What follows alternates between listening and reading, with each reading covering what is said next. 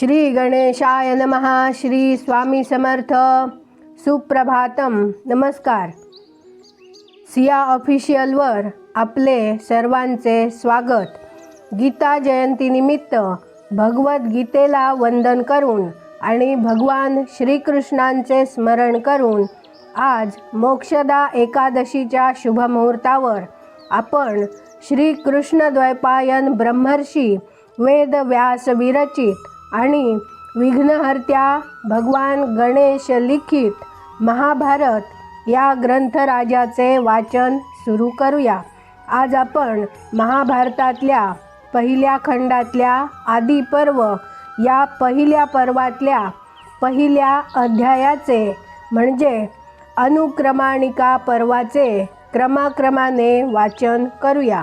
योगेशं सच्चिदानंदं वासुदेवं व्रजप्रियं धर्मसंस्थापकं वीरं कृष्णं वंदे जगद्गुरुं. नारायणं नमस्कृत्यं नरं चैव नरोत्तमं देवीं सरस्वती चैव ततो जयमुदीरयेत्. नारायणाला, नरश्रेष्ठ नराला आणि देवी सरस्वतीला नमस्कार करून नंतर जय नावाच्या इतिहासाचे पठण करावे. ओम नमो भगवते वासुदेवाय. ओम नमः पितामहाय. ओम नमः प्रजापतिभ्य. ओम नमः कृष्णद्वैपायनाय. ओम नमः सर्व विघ्न विनायकेभ्या.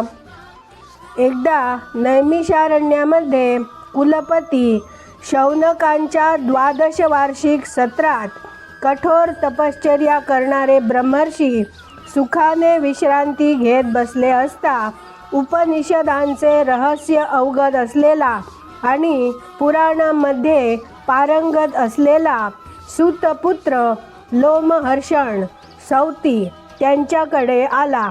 नैमिषारण्यात वास्तव्य करणाऱ्या त्या ब्रह्मर्षींच्या आश्रमामध्ये असलेल्या सौती भोवती अद्भुत रमणीय कथा ऐकण्याच्या लालसेने तपस्वी गोळा झाले.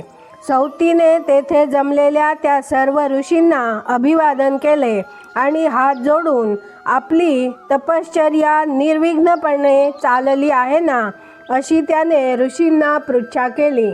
त्याच्या या उपचारामुळे संतुष्ट झालेल्या त्या ऋषींनीही त्याचा आदर सत्कार केला. नंतर ते सारे तपस्वी आसनावर बसल्यावर त्यांनी दर्शविलेल्या एका आसनावर सौती मोठ्या विनयाने बसला. आसनावर बसून थोडी विश्रांती घेतल्यावर कथांची प्रस्तावना करीत कोणा एका ऋषीने सौतीला विचारले, सौते, तू कोठून आलास आणि हा वेळपर्यंत तुझे वास्तव्य कोठे होते हे जाणून घेण्याची माझी इच्छा आहे. माझी जिज्ञासा तू तृप्त कर. तपश्चर्येच्या योगे ज्यांची अंतःकरणे पवित्र झाली होती अशा त्या ऋषींच्या मोठ्या सभेमध्ये सौतीला ऋषीने असा प्रश्न विचारला असता बोलण्यामध्ये चतुर असलेला सूतपुत्र सौती त्यांच्या चरित्राला अनुलक्षून म्हणाला, परीक्षितपुत्र राजर्षी जन्मेजयाने आरंभिलेल्या सर्पसत्रामध्ये त्या नृपश्रेष्ठासमोर कृष्णद्वैपायन व्यास महर्षींनी महाभारतात अंतर्भूत झालेल्या विविध अद्भुत रम्य पवित्र कथा सांगितल्या. वैशंपायनांनी पुन्हा सांगितलेल्या त्या कथा मी ऐकल्या.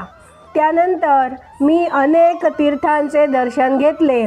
तीर्थाटन करीत असताना पूर्वी कौरवांमध्ये व पांडवांमध्ये जेथे युद्ध झाले होते व जेथे ब्राह्मणांचे नित्य वास्तव्य असे अशा समंत पंचक नावाच्या परमपावन देशामध्ये मी गेलो आणि आता आपली भेट घेण्याच्या इच्छेने मी आपणाकडे आलो आहे. दीर्घायुषी असलेले आपण सर्व ब्रह्मर्षी या सत्रामध्ये सूर्याप्रमाणे आणि अग्नीप्रमाणे तेजाने तळपत आहात. आपण सर्व सुस्नात आहात. शुचिर्भूत आहात. जपजाप्य आटोपून आपण होम हवन केले आहे. सुखासीन असलेल्या आपणास मी काय कथन करू ते सांगा.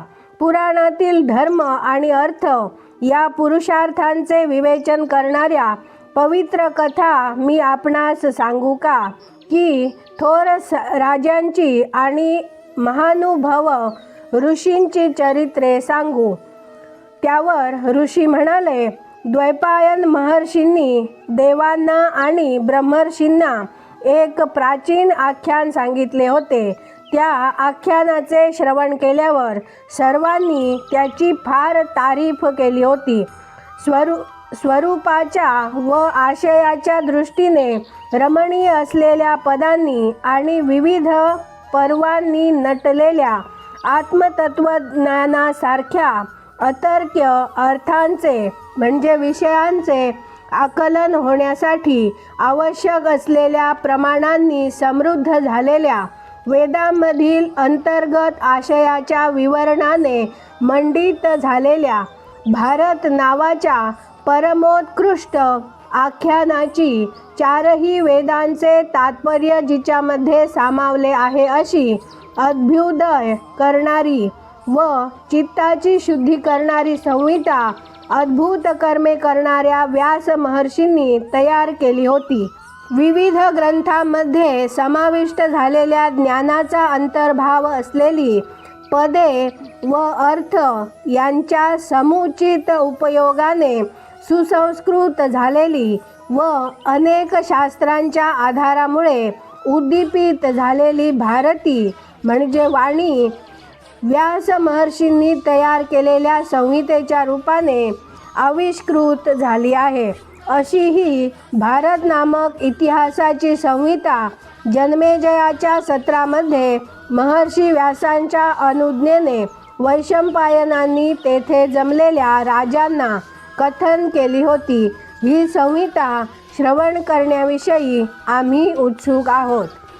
सौती म्हणाला, आद्य पुरुष ईशान म्हणजे महेश्वर यज्ञामध्ये अनेक ऋत्विजांनी ज्यांचे आवाहन केले आहे असा, अनेक सामग ज्याची स्तुती स्तोत्रे गात आहेत असा, जो सत्यरूप एकाक्षर ब्रह्म आहे असा, जो अव्यक्त ही आहे आणि अव्यक्त ही आहे, जो सनातन आहे, जो एकाच वेळी सत आहे आणि असत सुद्धा आहे, जो सच्चयावत श्रेष्ठ कनिष्ठ वस्तूंचा निर्माता आहे, जो पुराण आहे, जो व्ययरहित विनाशरहित आहे, स्वतः मंगल असूनही जो मंगलाची निर्मिती करतो असा श्रेष्ठ दोषरहित स्वभावशुद्ध अखिल चराचर जगताचा गुरु, जो ऋषिकेश हरी त्याला नमस्कार करून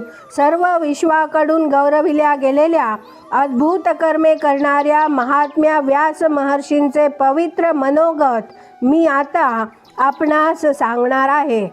काही कवींनी हा इतिहास पूर्वीच वर्णन केलेला आहे. इतर काही कवी विद्यमान काळात त्याचे कथन करीत आहेत आणि दुसरे आणखी काही कवी या इतिहासाचे भावी काळात कथन करतील. या इतिहासाच्या रूपाने तीनही लोकांमध्ये अतिशय श्रेष्ठ प्रकारचे ज्ञान सुप्रतिष्ठित झाले आहे आणि या ज्ञानाचा काही वेळा विस्तार करून आणि काही वेळा संक्षेप करून ब्राह्मण ते स्मृतीमध्ये सामावून ठेवीत असतात. हे ज्ञान अन्वर्थक शब्दांनी युक्त आहे. त्याचप्रमाणे ते वैदिक व लौकिक संकेतांनी युक्त आहे. छंदशास्त्रातील अनेक वृत्तांनी ते नटलेले आहे आणि म्हणून प्रज्ञावंतांना ते प्रिय आहे. सर्व तेज लुप्त झाले असता दृष्टीला काहीही दिसत नाही अशी अवस्था झाली असता आणि सर्व दिशा अंधकाराने व्याप्त झाल्या असता प्राणीमात्राचे अविनाशी बीज असलेले एक फार विशाल अंड म्हणजे ब्रह्मांड निर्माण झाले. युगाच्या आरंभी प्राण्यांच्या जन्माचे निमित्त असलेल्या त्या ब्रह्मांडाला महद्दिव्य असे म्हणतात आणि या ब्रह्मांडाच्या आधाराने सत्य, तेज आणि सनातन ब्रह्म नांदतात असे वेदवाक्य आहे. आज आपण इथे थांबूया. याचा पुढचा भाग उद्या वाचूया. माझ्या सिया ऑफिशियलला सबस्क्राईब केले नसेल तर आत्ताच सबस्क्राईब करा. बाजूच्या बेलवर क्लिक करा. लाईक करा, शेअर करा. कमेंटमध्ये तुमचे विचार नक्की कळवा आणि राधे राधे लिहायला विसरू नका. धन्यवाद. जय श्री कृष्ण.